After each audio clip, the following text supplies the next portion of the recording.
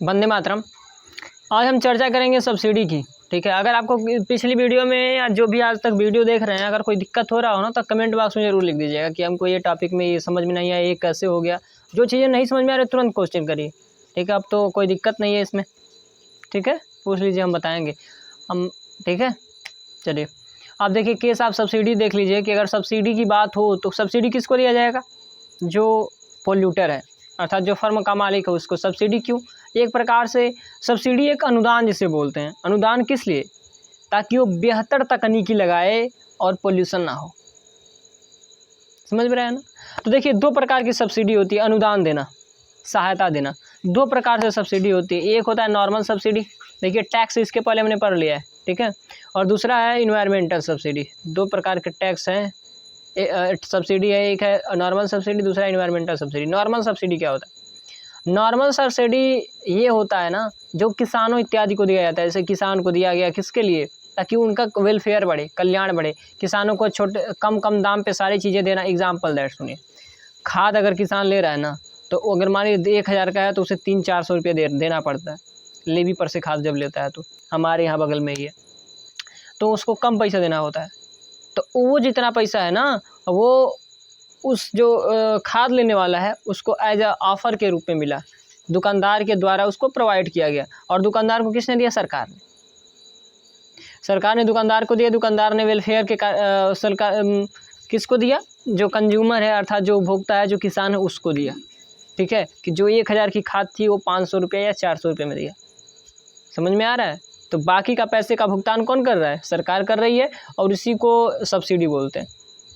तो normal subsidy में होता क्या है?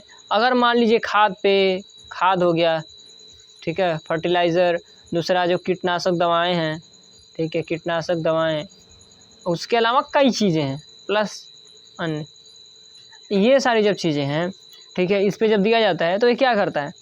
ये प्रोडक्शन और बढ़ाएंगे, जब प्रोडक्शन जब प्रोडक्शन और बढ़ेगा ना, जैसे ही और प्रोडक्शन बढ़ेगा तो आप समझ रहे हैं ना कि उसमें पेस्टिसाइड्स पड़ेगा, कीटनाशक चीज़ें, बहुत सारी खराब चीज़ें, रासायनिक खाद आ रही हैं अब तो ये क्या करते हैं? भूमि के लिए बहुत ही हानिकारक है। इन्वायरमेंटल के लिए तो इसका मतलब यह है भूमि क्या इन्वायरमेंट में आता है ना, तो ये इन्वायरमेंट के लिए काफ़ी हानिकारक है। भूमि के लिए, भूमि में जो रहने वाले कीड़े मकोड़े केचुए मर जाते हैं, आप समझ रहे हैं। तो यहाँ की जो छिद्र होते हैं मिट्टी के ऊपरी सतह के, जिसे हम ह्यूमस बोलते हैं, वो सारे बर्बाद हो जाते हैं। तो फसल धीरे धीरे कम होने लगती है, फिर और अधिक हमें खाद की ज़रूरत पड़ती है। तो बहुत भयानक चीज़ है ये। तो ये सारी चीज़ें के लिए जब अनुदान दिया जाता है ना तो ये कहीं ना कहीं पर्यावरण के लिए नुकसान का काम करती है। क्यों करती है? एग्जाम्पल एक हम चित्र के माध्यम से देखिए। वैसे चित्र तो यहाँ पे दिया हुआ है, देखिए अगर हम टैक्स, देखिए इसको हम बना ले रहे हैं, ठीक है, चलिए एग्जाम्पल एक हम यहाँ पे बना के दिखा रहे हैं। अब अगर नॉर्मल सब्सिडी मिल रही है ना तो आप समझ रहे हैं कि कैसे किसान इत्यादि को दिया जाता है वो नॉर्मल सब्सिडी। ठीक है, ताकि उसके पास उसको कल्याण, उसको कम पैसे में सब मिल जाए किसान को, उसका कल्याण के लिए। क्योंकि सरकार इसीलिए बैठाई गई है कि वो लोगों का कल्याण करे। तो सरकार अनुदान देती है। क्यों देती है? क्योंकि उसका उद्देश्य है। अगर वो नहीं देगी इनको अनुदान तो वो अगली जो इलेक्शन आएगा तो उसको क्या करेंगे? हटा देंगे। तो उसका मजबूरी है कि वो लोगों का कल्याण करे। ठीक है, चलिए तब उसी कल्याण के जरिए, वो कल्याण के कारण वो देती है पैसा। मतलब कि जो 1000 खाद है, 1000 का जो खाद मिल रहा है या बीज मिल रहा है या कीटनाशक दवाएं मिल रही है तो उसको और सस्ते दामों पे दे रहा है। सस्ते दामों पे किस दर दे रहा है? कि अपना पैसा वो दुकानदार को देता है, और दुकानदार जो 1000 की खाद है वो क्या करती है? 500-600 में देती है उपभोक्ता को। ठीक है, चलिए आगे देखते हैं ये कैसे काम करता है। देखिए दो चीज़ें हैं, सबसे पहला है टैक्स और दूसरा है, इसे हम आउटपुट लिख रहे हैं, एक सेकेंड, इसको हम आउटपुट लिख रहे हैं, इसको प्राइस लिख रहे हैं। ठीक है, अब देखिए मार्केट मान लीजिए यहाँ पे संतुलन में है। ठीक है, ये है डिमांड, ये है सप्लाई। ठीक है, चलिए अब क्या करते हैं, अब मान लीजिए यहाँ पे संतुलन में है। अब होता क्या है कि जैसे ही अगर आप टैक्स लगाते हैं ना, यहाँ पे हम टी बस छोटा सा लिख देना, टैक्स लगाते हैं तो क्या होता है? सप्लाई और कम होती है। जैसे टैक्स लगता है तो उसको उत्पादन करना क्या होता है कि महंगा पड़ता है उत्पादन। जैसे ही महंगा उत्पादन पड़ेगा तो सप्लाई करो क्या होगा? पीछे की तरफ शिफ्ट होगा। तो उत्पादन अपने ऑटोमेटिक क्या हो जाएगा? कम हो जाएगा। अर्थात अगर मान लीजिए x डैश था तो यहाँ पे x1 हो जाएगा, कम हो गया। उत्पादन। और दूसरी चीज़, अगर सब्सिडी देते हैं, सब्सिडी दिए, मान लीजिए सरकार ने सब्सिडी दी, अर्थात खाद इत्यादि को और प्रोत्साहन मिला। जब खाद को प्रोत्साहन अर्थात सप्लाई बढ़ेगी, जब सप्लाई बढ़ेगी तो क्या होगा, रेखा इधर आएगा और इसकी प्रोडक्शन क्या होगा, बढ़ेगा। ये है आउटपुट। तो फिर तो क्या होगा, खाद को जब प्रोडक्शन मिलेगा तो खाद की भी तो मतलब कि जैसे जैसे खाद की मात्रा की मांग की जाएगी, आउटपुट बढ़ेगा। समझ में आ रहा है, आउटपुट बढ़ेगा। और जब आउटपुट बढ़ेगा, बस इसीलिए आउटपुट कैसे बढ़ेगा, आउटपुट ऐसे बढ़ेगा जब उसको सब्सिडी दी जा रही है, सब्सिडी। और आउटपुट वैसे नहीं बढ़ रहा है, इसमें क्या पड़ा है, इसमें पेस्टिसाइड, खाद इत्यादि, कीटनाशक सब कुछ तो पड़े हैं, और ये क्या है, हानिकारक है पर्यावरण के लिए। तो इसीलिए नॉर्मल सब्सिडी क्या होती है, खराब होती है। नॉर्मल सब्सिडी इन्वायरमेंट के लिए क्या होती है, खराब होती है, as a compare to tax. Tax तो ऐसा करता है कि उत्पादन को कम कर देगा ना, उत्पादन को कम कर देगा, मतलब जो सारी पेस्टिसाइड इत्यादि चीज़ें हैं, खराब चीज़ें हैं, क्या उनका पोल्यूशन कम होगा, उससे उनका उत्पादन कम होगा। इसका मतलब पेस्टिसाइड कम पड़ रहे हैं और सारी चीज़ें कम पड़ रही हैं, तो इन्वायरमेंट के लिए बढ़िया हुआ टैक्स के कारण, ठीक है। और अगर मान लीजिए टैक्स कंपनी पे लगा दिया तो उसका भी उत्पादन कम होगा, तो उसका जो इमिशन, कार्बन इमिशन इत्यादि इमिशन जो निकल रहे हैं, सल्फर इमिशन या कार्बन इमिशन, बहुत सारी चीज़ें, खराब चीज़ें, या कार्बन मोनोऑक्साइड, ये सारी चीज़ें जब निकल रही हैं ना, तो जब टैक्स लगेगा तो क्या होगा, उसका उत्पादन कम होगा, तो ऑटोमेटिक इमिशन कम होगा। तो वो दोनों के लिए होता है। तो अगर इस प्रकार से होगा तो क्या, उत्पादन कम होगा तो इसका प्रोत्साहन मिलेगा, मतलब कि इसको हतोत्साहित होगी, इंडस्ट्री वाले, आउटपुट कम होगा तो पर्यावरण क्षरण कम होगा, पर्यावरण क्षरण कम होगा। अब दूसरी बात, अगर सब्सिडी मिल जाए तो फिर वही होगा कि इकोनॉमिक जो मतलब कि एक्टिविटीज़ है बढ़ती जाएगी, पॉल्यूशन बढ़ता जाएगा। सब्सिडी किसी भी चीज़ की सब्सिडी की बात करें, नॉर्मल सब्सिडी में अगर मान लीजिए कोई एग्जाम्पल दैट कि अगर मान लीजिए हमने किसान का तो सबसे बढ़िया उदाहरण लिया है, किसानी वाला सबसे सही है कि अगर किसान क्या करता है, सामान बहुत से महंगी चीज़ों को जो खाद इत्यादि पेस्टिसाइड्स हैं उसको सस्ते दामों पे लेके आता है। किसके कारण, गवर्नमेंट सब्सिडी देती है दुकानदार को, गवर्नमेंट सब्सिडी के रूप में क्या करती है, पैसा देती है दुकानदार को, और फिर वो जो पैसा होता है ना, उस मतलब कि मान लीजिए वो जो पैसा होता है वो दुकानदार अपने लेता है, और कम दाम पे वो जो खाद इत्यादि है वो किसान को देता है। तो सरकार इनडायरेक्टली सब्सिडी किसको दे रही है, कंज्यूमर को दे रही है, जो किसान है उसको। किसके लिए, ताकि उसका कल्याण हो। हमें उम्मीद है कि आप लोगों को ये सारी चीज़ें समझ में आई होगी, ठीक है। अभी ये नॉर्मल सब्सिडी की बात है सर। सब्सिडी दो प्रकार की है, एक तो सब्सिडी है जो नॉर्मल है, not better for environment, it is a tax is better than normal subsidy. यहाँ पे आप जरूर लिख लीजिएगा, ठीक है, ये आ सकता है। दूसरा है environmental subsidy, better for environment. Environmental subsidy क्या होता है, ये उसको दिया जाता है जो इन्वायरमेंट के लिए, मतलब कि इन्वायरमेंट वाली चीज़ों को प्रोत्साहन किया जाता है इसमें। ये उसको दिया जाता है जो इन्वायरमेंट का, उस संबंधी चीज़ों के लिए दिया जाता है जिससे इन्वायरमेंट का प्रोटेक्शन हो। एग्जाम्पल दैट, आगे देख लीजिए कैसे होगा। देखिए एक केस लेते हैं, पोल्यूटर नॉट, देखिए ये किसको दिया जाता है, इन्वायरमेंटल सब्सिडी, पे पोल्यूटर नॉट टू पोल्यूटी, अर्थात ये पोल्यूटर के दिया जाता है। जो सब्सिडी है ना, ये पोल्यूटर अर्थात जो पोल्यूटिंग कर रहा है। जैसे एग्जाम्पल दैट कि अगर मान लीजिए कोई भट्ठा है, भट्ठा जहाँ पे ईंट उट बनता है, तो वहाँ पे अगर मान लीजिए कोई चिमनी लग रहा है छोटा सा, तो छोटा सा अगर लगेगा तो नीचे सारी हवा निकलेगी, पूरा धुआं निकलेगा तो नुकसान करेगा ज़्यादा। लेकिन अगर बड़ा चिमनी ले लिया जाए तो वो सारा ऊपर चला जाएगा, ऊपर का ऊपर, तो उससे कम नुकसान होगा लोगों के शरीर के सेहत पे, ठीक है।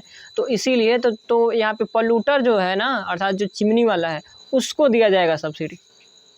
क्यों उसको दिया जाएगा, ताकि वो और बड़ा चिमनी लगाए, और बड़ा चिमनी लगाए, इसीलिए उसको दिया जाएगा। समझ में आ रहा है ना।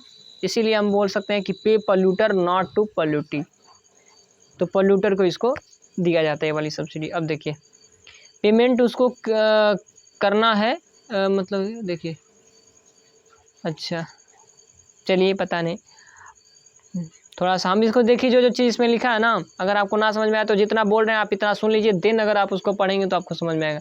पोल्यूटर जो यहाँ पे है, अर्थात जो पेमेंट है सरकार उसको करेगा, यहाँ पे सरकार उसको करेगा, किसको करेगा, जो न जिस पे जो प्रदूषण कर रहा है उसको, देखिए पेमेंट उसको करेगा जो प्रदूषण कर रहा है, उसको नहीं करेगा जिस पे प्रभाव पड़ता है। अर्थात जिस पे प्रदूषण का प्रभाव पड़ता है लोगों पे, उस पर सब्सिडी नहीं देगा, उसके लिए पेमेंट नहीं करेगा। किसके लिए करेगा, जो प्रदूषण कर रहा है, ठीक है, ताकि वो और बढ़िया से लगाया। देखिए अब यहाँ पे एक चीज़ और आ रही है ना, यहाँ पे देखिए जहाँ पे मार्जिनल, अब यहाँ पे एक और कॉन्सेप्ट है सर, मार्जिनल एक्सटर्नल बेनिफिट। इसको अभी हम समझेंगे, लेकिन सबसे पहले आप इतना अभी हम समझ लीजिए कि इसका मतलब क्या है।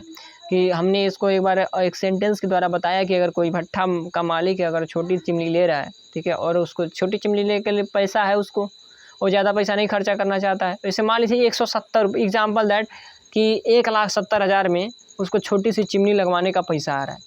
तो छोटी चिमनी बड़ा वाला क्यों लगवाए? क्योंकि उसको बड़ा वाला कितने का मिल रहा है, मान लीजिए बड़ा वाला 300 एक सेकेंड 1 लाख, मान लीजिए 1,70,000, तो मान लीजिए 3 लाख आ रहा है बड़े वाले का, तो उसका तो छोटी चिमनी से भी काम चल जाएगा। तो छोटी चिमनी लगाना पड़ेगा कि वो मतलब कि भलाई करे। लेकिन सरकार सब्सिडी देती है, मान लीजिए सरकार ने 2 लाख सब्सिडी दे दी। जब 2 लाख सब्सिडी दे दी ना, तो वो जो बड़ी वाली चिमनी, छोटी वाली नहीं बड़ी वाली पे देगा, तो जो बड़ी वाली चिमनी है, जो बड़ी वाली चिमनी है, उसका कीमत कितना हो जाएगा? मान लीजिए सरकार ने 2 लाख सब्सिडी दे दिया, 200 लाख 200, ठीक है, 200 सब्सिडी दे दिया, तो कितना बचा? 100 बचा।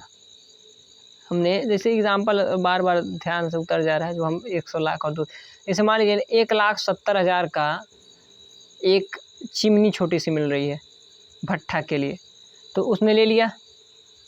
वो सॉरी ये सोचेगा कि हम ले लें यही, क्योंकि उसको समाज से कोई मतलब नहीं है, भले इधर उधर धुआं जाएगा तो उसको क्या लेना देना। लेकिन सरकार को इससे मतलब है, तो इसको सब्सिडी देगी और क्या करेगी पता है? वो अगर मान लीजिए बड़ी वाली चिमनी 1 लाख है ना, अब मान लीजिए बड़ी वाली चिमनी 3 लाख की मिल रही है, बड़ी वाली चिमनी 3 लाख की मिल रही है, तो पता है क्या करेगा सरकार क्या करेगा? 2 लाख इस पे अनुदान दे देगा, सब्सिडी। अब जैसे ही बड़ी वाली पे देगा, तो जैसे ही वो बड़ी वाली पे देगा, तो बड़ी वाली का कीमत हो जाएगा 1 लाख और छोटे वाली का कीमत हो जाएगा 1,70,000।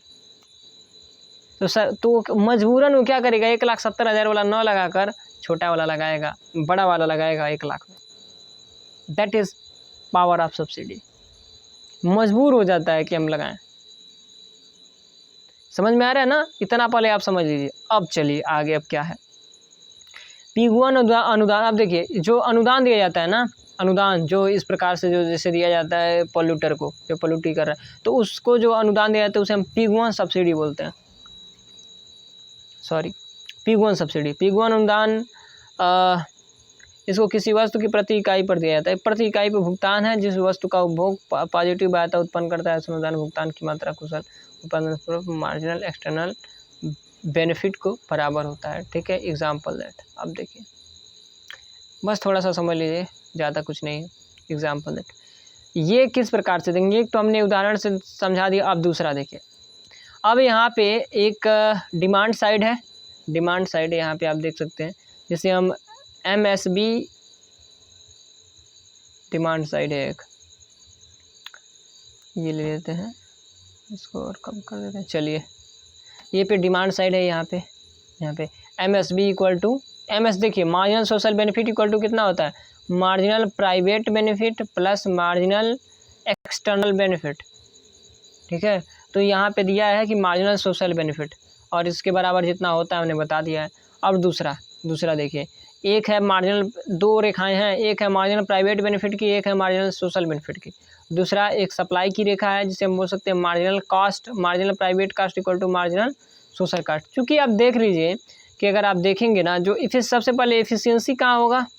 एफिशिएंट लेवल, जहाँ पे marginal social benefit equal to marginal social cost, अर्थात मार्जिनल बेनिफिट की जितना मांग है ना, मतलब कि जो जनता है, समाज जितना बेनिफिट की मांग कर रहा है, उतना अगर समाज में जैसे कास्ट उसको अगर दे दिया जाए, उतने का कास्ट अगर आप इन्वेस्टमेंट कर दें, कास्ट मतलब इन्वेस्टमेंट कर दें, तो उतना आपको बेनिफिट मार्जिनल सोशल बेनिफिट मिल जाएगा। तो वही इसीलिए हम बोलते हैं कि marginal social benefit equal to marginal social benefit equal to marginal social cost. समझ रहे हैं सारी चीज़ों को? बस यही है। चलिए आगे देखते हैं।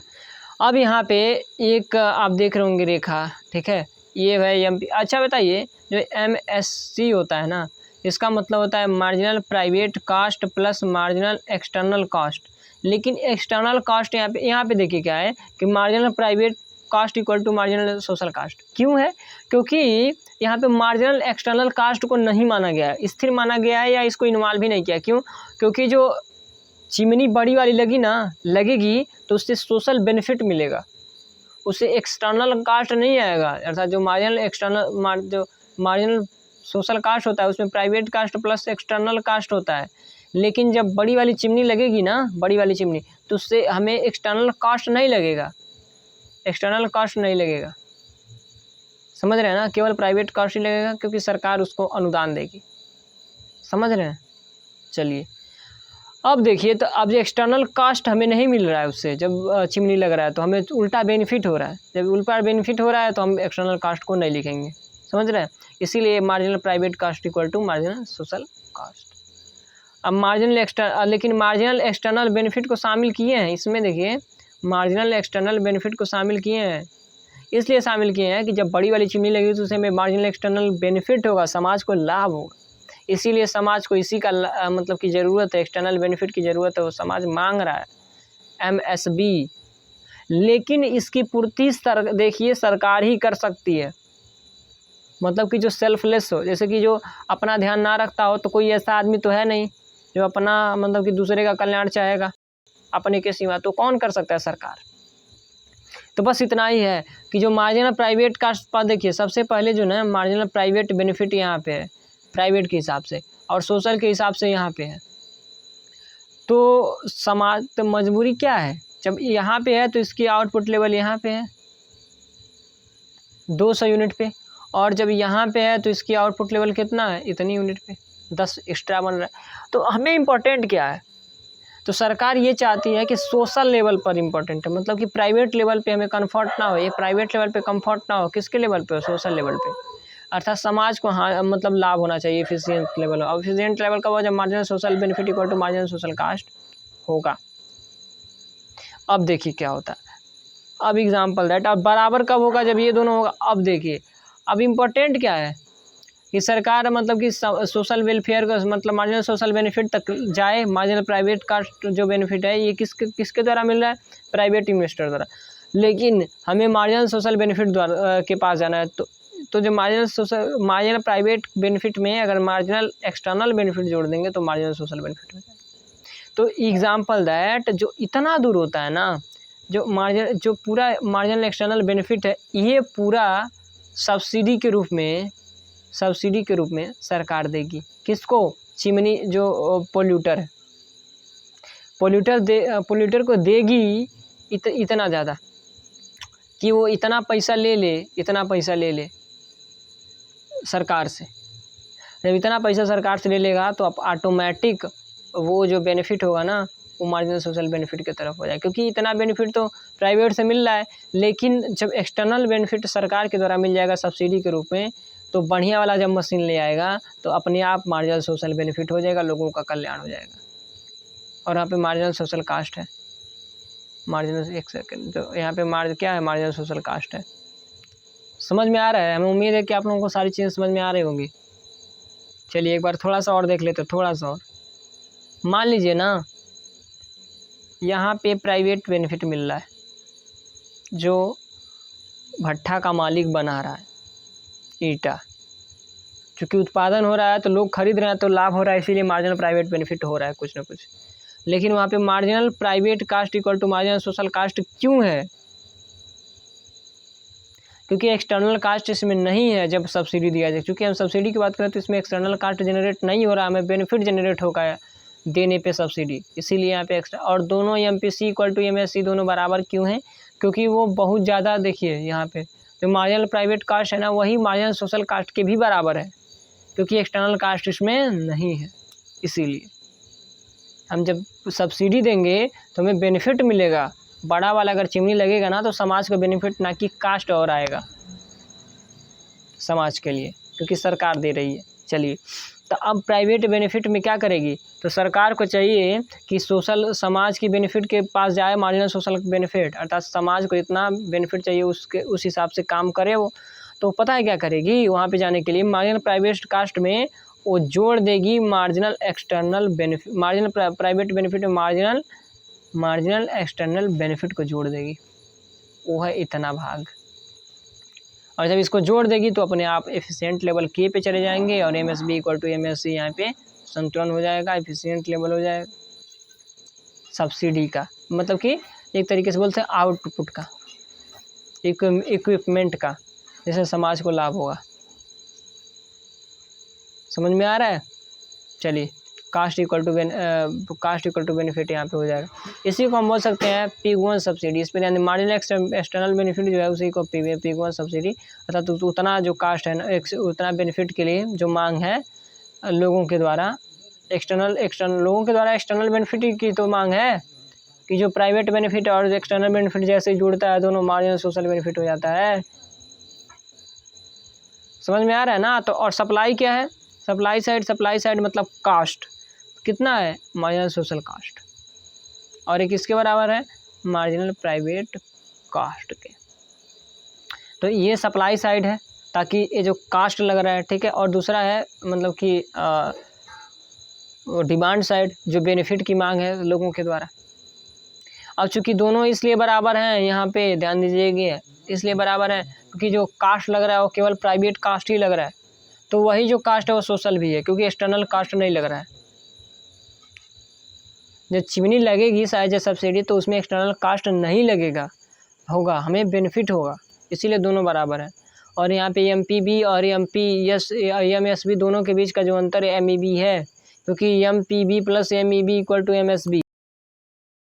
चीज़ सुनिए, अब देखिए उसी चीज़ को इसके द्वारा समझाया गया। देख लीजिए, एक हम सोल्यूशन लेते हैं, जो मार्जिनल सोशल कास्ट है उस उतना बराबर इतना है, ये जो प्लस है ना वो पॉजिटिव स्लोप को दिखा रहा है, बस इतना है। एक कैलकुलेशन है जो बुक में दिया था, इसीलिए हम सोच रहे थे बता दें आपको। चलिए, इसको बनाने के लिए ये अलग तरीका है, ये बनाना, जैसे ये समीकरण कैसे बना, तो ये माना गया है कि अगर मान लीजिए ऐसे हो तो एक तरीके से एक्सपेरिमेंट है।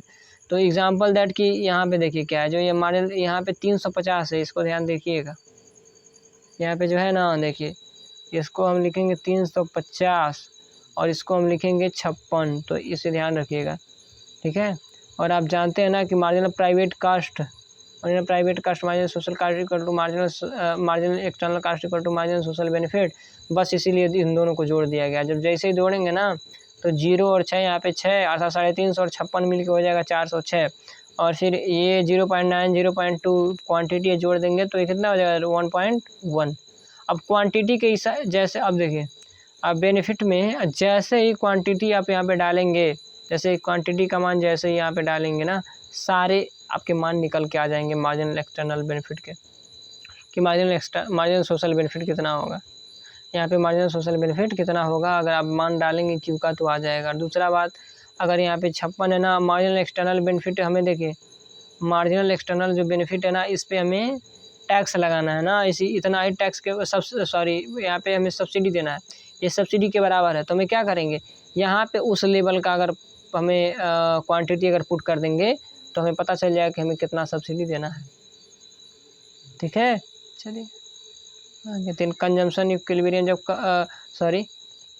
कंपटीटिव जब इक्विलिब्रियम में जाएंगे ना, तो MPS minus MPC MPB equal to, अर्थात मार्जिनल प्राइवेट बेनिफिट में से मार्जिनल प्राइवेट कास्ट हम घटाएंगे ऑन सॉल्विंग। जब सॉल्व करेंगे तो प्राइवेट कास्ट इतना आ जाएगा, और उस पर मतलब कि जो क्वांटिटी होगा ना प्राइवेट कास्ट पे वो 200 आ जाएगा।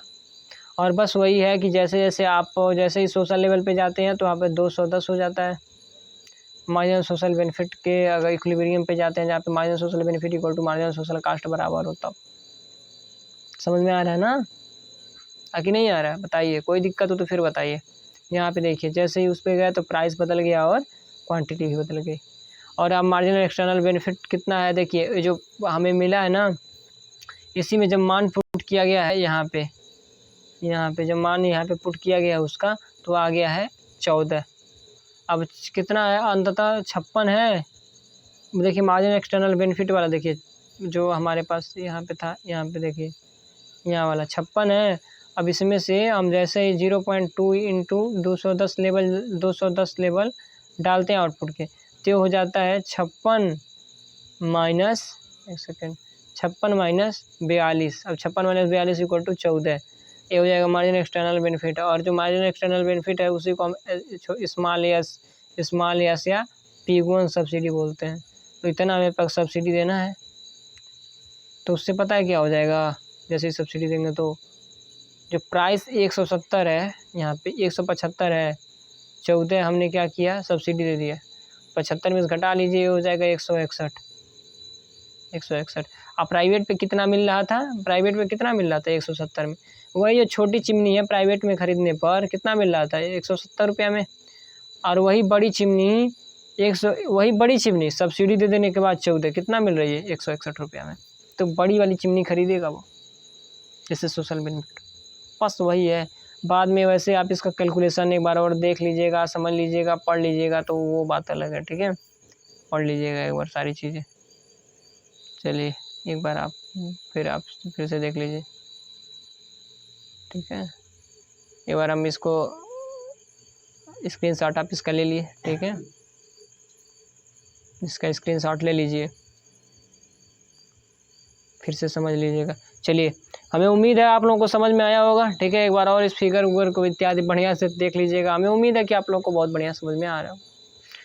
आज के लिए बस इतना ही। इस चैनल को लाइक शेयर तथा चैनल को सब्सक्राइब जरूर कीजिएगा, ताकि कई लोग इससे जुड़ें। हमें उम्मीद है कि आप लोगों को समझ में आ रहा होगा, नहीं आ रहा तो कमेंट करिए, ठीक है। हम फिर अगर कॉलेज में रहेंगे, देखिए हम भी जो हम पढ़ रहे हैं ना, वो दीनदयाल उपाध्याय में पढ़ रहे हैं। अगर कोई दिक्कत हो, अगर वहाँ पे अगर आप पढ़ रहे हो, ठीक है, तो आप ज़रूर इस पर हमें मिलिए, हम आपको फिर समझाएंगे अगर आपको समझ में नहीं आ रहा तो, ठीक है। वरना अगर आप कहीं अलग से अगर हैं तो आप ये है इस पे, जैसे मान लीजिए किसी और यूनिवर्सिटी से, तो आप इस पर कॉल कर, एक बार व्हाट्सएप पे मैसेज कर दीजिएगा आपके अपने क्वेश्चन को, या कमेंट बॉक्स में वैसे लिख दीजिएगा, कमेंट बॉक्स में वैसे लिख दीजिएगा तो सही रहेगा। ये है, इस पर अगर मैसेज कर दीजिएगा तो भी व्हाट्सएप पे, या फिर आप कमेंट बॉक्स में अगर लिख देंगे ना, कमेंट बॉक्स में, तो भी हो जाएगा, हम उसको जवाब दे देंगे। आप जैसे कहेंगे वैसे हो जाएगा, लेकिन आप पढ़िए। आज के लिए बस इतना ही। वंदे मातरम।